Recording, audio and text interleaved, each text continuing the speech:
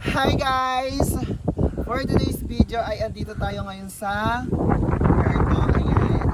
Makikita ninyo. Ayan ang Puerto.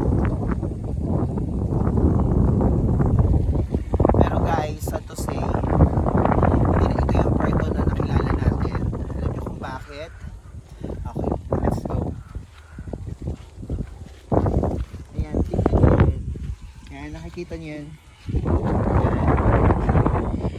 Yan yung ginagawang kalsada. Yan, mula doon, punta doon, at saka eto. Ayan na siya ngayon. Nilalagyan na siya ng rock. And ito yung magandang, yung unang bundok na pinagpapadalusosan natin. Ito na siya. Let's go.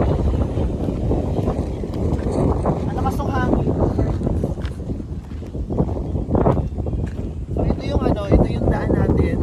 Yung daan namin dati mapunta doon sa bundok namin ay sa bukid, sa Berto. And ito na siya, pwede na mag-motor papunta doon.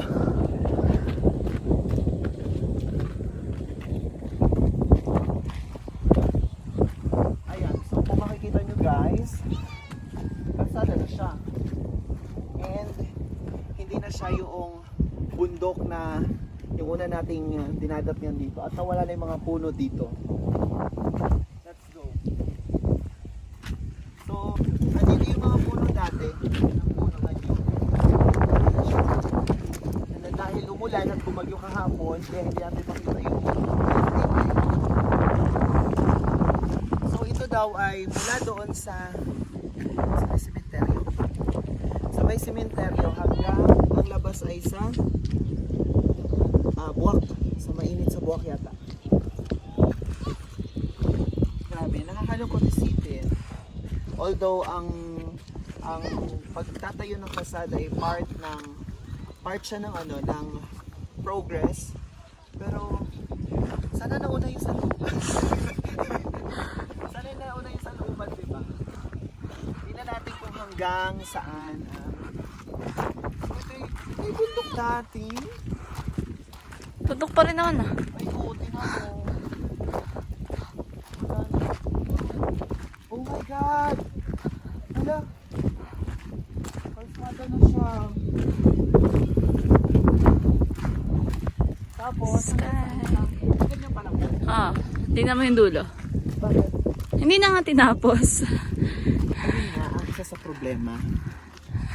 Gagawa, Hindi na. tapos hindi tatapusin. Makasira lang. Sana may nakita ha. Ano? Hanggang saan?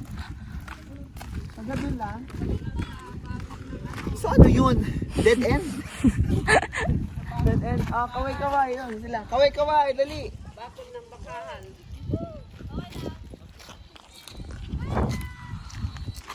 Alam mo, ito ay isa sa pasyalan dito sa Malibago at balak sana namin i-discover.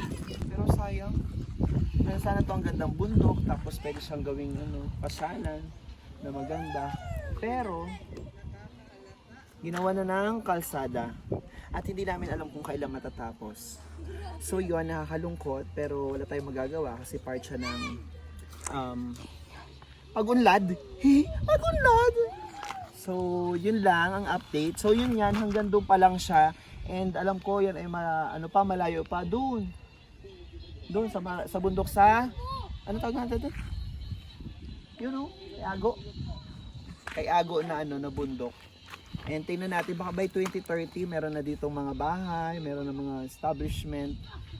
So, let's see. Yun lang for today's video. And comment down below your comments and feelings regarding this project ng ating gobyerno. So yun lang for today's video. Bye bye.